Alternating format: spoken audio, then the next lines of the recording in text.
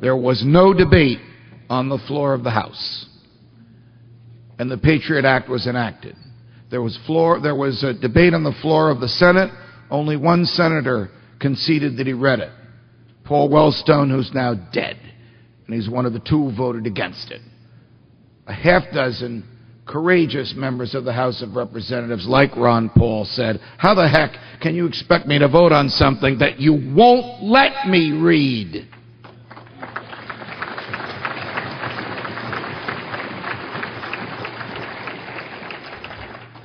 The Patriot Act lets federal agents write their own search warrants. We have come 360 degrees from fighting a revolution against a tyrannical government because it dispatched its agents to write their own search warrants, to establishing a constitution which assured us that that would never happen and required that when the government wants anything from you, it has to go to a judge, to popularly electing members of Congress who would vote to gut the Constitution and remove the second most important right in it and let federal agents write their own search warrants. And that's what this monstrosity of the so-called Patriot Act does. When I was giving a speech similar to this in another state in the Midwest, there were a lot of members of Congress there, about a half a dozen of whom came up to me afterwards and said, "We voted for the Patriot Act. We didn't know that it allowed agents to write their own search warrants. We never heard that before." Now, you then ask them a question. Lawyers like to ask questions that they already know the answer to. Question, did you read it? No, we didn't. Question, did you read anything before you voted on it? Answer, yes. Question, what did you read? We read a summary of it. Question, prepared by whom? By the Justice Department. Well, of course the Justice Department is not going to tell you the powers that you're giving to it to make it the decider and it the person and entity that can violate privacy. So these sad, sorry people who took an oath to uphold the Constitution in their blindness and in their fear enacted legislation that would subvert the Constitution. And some of them said, well, you know, we did this because we trusted George W. Bush. Trusted him with what?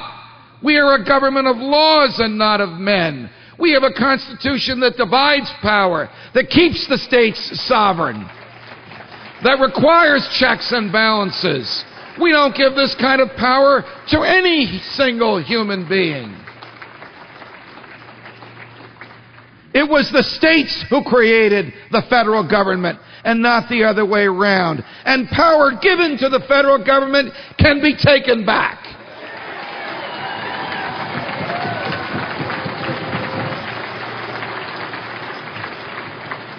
I believe in all my heart that the individual is greater than the government, that every individual is greater than any government, because we have immortal souls that can glorify God forever. The government is an artificial creation based on fear and force. You don't have to take my word for that, because the first president of the United States said the government is based on force.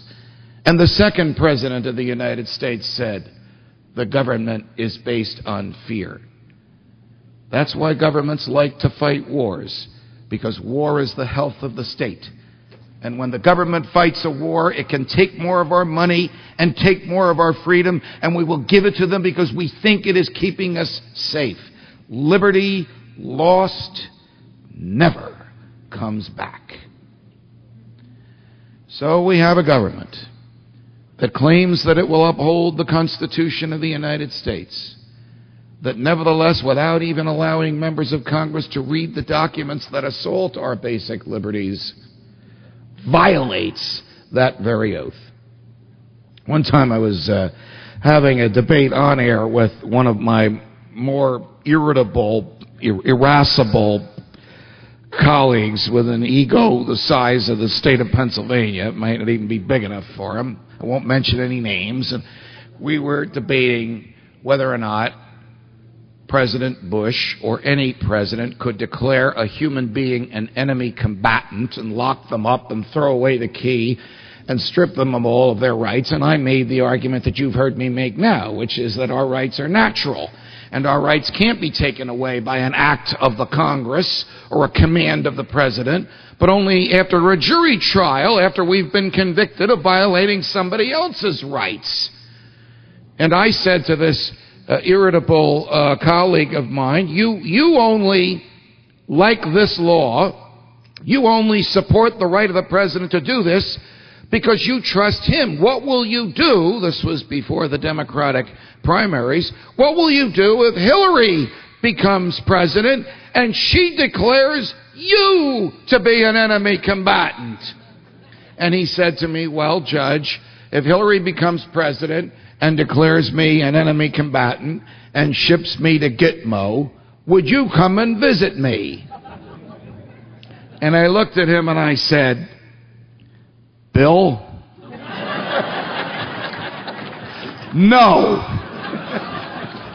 Because she'll probably want to keep me there too. There's a member of the president's cabinet. She's the secretary of the Department of Homeland Security. I frequently forget her last name. Janet, what's her name? Absolutely, positively no relation whatsoever.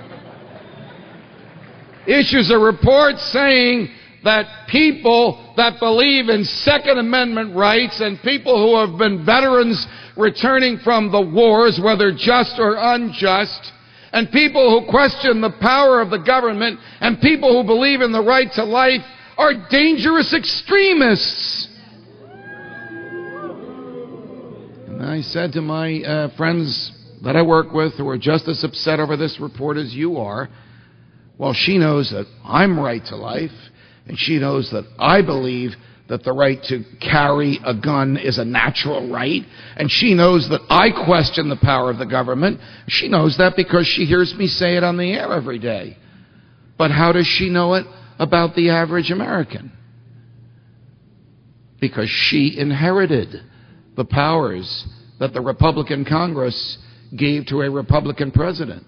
Because her agents can write their own search warrants and go to your doctor, your lawyer, your telephone company, your computer server, even the post office, and read your mail and look at your records without having to get a warrant from a judge. Because her agents can capture the keystrokes that you touch on your computer without having to go to a federal judge to get that power.